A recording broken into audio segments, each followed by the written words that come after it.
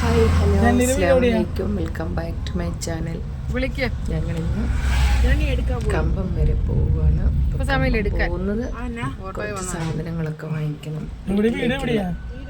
അപ്പം എല്ലാ മാസവും മല്ലിപ്പൊടിയൊക്കെ പൊടിപ്പിക്കാൻ വേണ്ടി കഴിഞ്ഞ ഇടയ്ക്ക് പോയപ്പോൾ നോയമ്പിന് മുമ്പായിട്ട്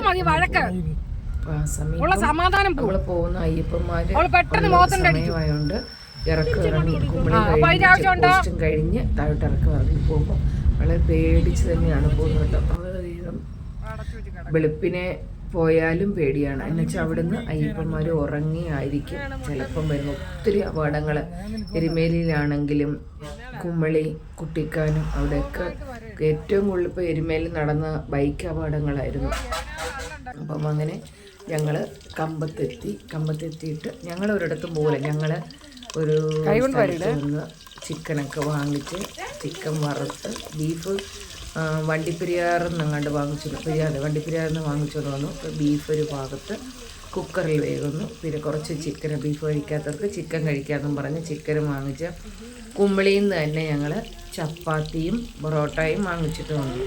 അപ്പോൾ അവിടെ നമ്മൾ ചുട്ട് ഹോൾസെയിലായിട്ട് കൊടുക്കുന്ന ഒരു സ്ഥലമുണ്ട്. അപ്പോൾ ഞങ്ങൾ മിക്കപ്പോഴും വരുമ്പം ഇങ്ങനെ ഇവിടെ വന്നിട്ട് ഞങ്ങൾ കുക്ക് ചെയ്ത് കഴിക്കുവാണ്. ഞങ്ങളുടെ റിലേഷനിൽപ്പെട്ട എൻ്റെ സഹോദരി തന്നെ. അപ്പോൾ ഒരുപാട് സംസാരിച്ചുകൊണ്ടിരിക്കുക പിള്ളേർ. അപ്പോൾ ഞങ്ങൾ ആ സമയത്ത് കുക്ക് ചെയ്യുകയാണ്. അപ്പോൾ അങ്ങനെ ഞങ്ങൾ എല്ലാം കഴിഞ്ഞിട്ട് വൈകിട്ട് ഇറങ്ങുള്ളൂ. ഇത് എൻ്റെ വീട്ടിൽ 10-20 വർഷമായിട്ട് എൻ്റെ കൂടെ ഉണ്ടായിരുന്ന ഒരു ആളാണ്. ആരാന്ന് ചോദിച്ചത് ജീവൻ്റെ പാതി. എൻ്റെ മക്കളെ നോക്കിയതും കുഞ്ഞിലെ മുതൽ മക്കളെ നോക്കിയതും വളർത്തിയതും എല്ലാം ഇവളാണ്. ഇപ്പം ഇവള് കമ്പത്താണ് താമസിക്കുന്നത്. പിന്നെ അങ്ങനെ ഞങ്ങൾ പോകുമ്പോണ്ടല്ലോ ഒട്ടും ഒന്ന് കരിഞ്ഞ് ഒരു വിശപ്പിൻ്റെ അത് ആഹാരത്തിൻ്റെ ഒരു തരി പോലും ഇല്ല കേട്ടോ. ഇവിടെ ആ കുഞ്ഞ് ഒരു പട്ടിയൊക്കെ ഉണ്ട്. അപ്പോൾ അതിന് ഞങ്ങൾ ചപ്പാത്തി പിച്ച് കീറിയിട്ട് കൊടുക്കുക. അപ്പോൾ ഇത് തിന്ന് കണ്ടുകൊണ്ട് കുറേ പേര് വന്നു കേട്ടോ, കുറേ പട്ടികളെ. അതിന് ഞങ്ങൾ ചപ്പാത്തിയും പൊറോട്ടയും വെള്ളവും ഒരു കുപ്പിക്കകത്ത് കീറി അതിൻ്റെ കൊടുത്തായിരുന്നു. ഇത് കണ്ട കഴിപ്പ് കഴിഞ്ഞ് ഞങ്ങൾ പിച്ച് കീറിയിട്ട് കൊടുത്തൊക്കെ കഴിക്കാറുണ്ട്. നമ്മളെ പേടിച്ചതിന് പേടിയുണ്ട്, മാറി മാറി നിൽക്കുക. പിന്നെ കമ്പത്ത് ഒരുപാട് പേരുണ്ടെന്ന് പറഞ്ഞാലും ഉപകാരത്തിലോ ആരും ഒന്നും കാണുകയില്ല.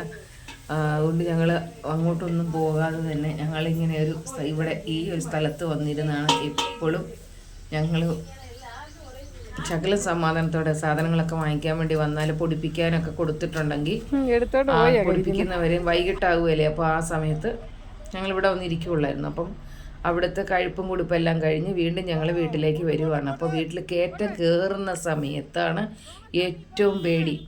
അതായത് അപ്പോൾ സമയം ഒരു 6 മണി കഴിഞ്ഞായിരുന്നു.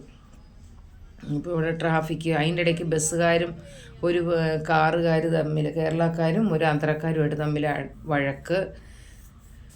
അപ്പോൾ ഇതെല്ലാം കഴിഞ്ഞ് ഞങ്ങളിങ്ങനെ പതിയെ കയറി പോകണ്ട ഒരു സൈഡിലായിട്ട് അയ്യപ്പന്മാർ നമ്മളെപ്പോലെ തന്നെ വഴി സൈഡിൽ നിർത്തി കുക്ക് ചെയ്യുന്നത് കണ്ടു.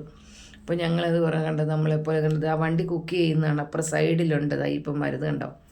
അപ്പോൾ അങ്ങനെ ഇതൊക്കെയാണ് ഏറ്റവും കൂടുതൽ ഈ ഹോട്ടലിൽ നിന്ന് ആഹാരം വാങ്ങിച്ച് കഴിക്കുന്നതിനേക്കാളും നമ്മുടെ സാധനങ്ങളും ഗ്യാസും ഒക്കെ നമ്മളെ വണ്ടിയിൽ ചെറിയ സിലിണ്ടർ, വലിയ സിലിണ്ടർ കൊണ്ടുപോയിട്ടുണ്ടെങ്കിൽ അതും ചെക്ക് പോസ്റ്റിൽ ചിലപ്പോൾ ചില പോലീസുകാരെ ചോദിക്കുന്നത് എങ്ങോട്ടാണ് പോകുന്നേ പറക്കുന്നതെന്ന്. അപ്പോൾ ഞാൻ തമിഴ്നാട്ടിലെ ID കാർഡും അത് ഇതൊക്കെ ഉള്ളത് കൊണ്ട് ചിലപ്പോൾ ചിലവർക്കാണെങ്കിലും എന്തെങ്കിലും 10-500 കിട്ടട്ടെ എന്ന് ഓർത്ത് നമ്മളെ കുറേ നേരം പിടിച്ചീറും.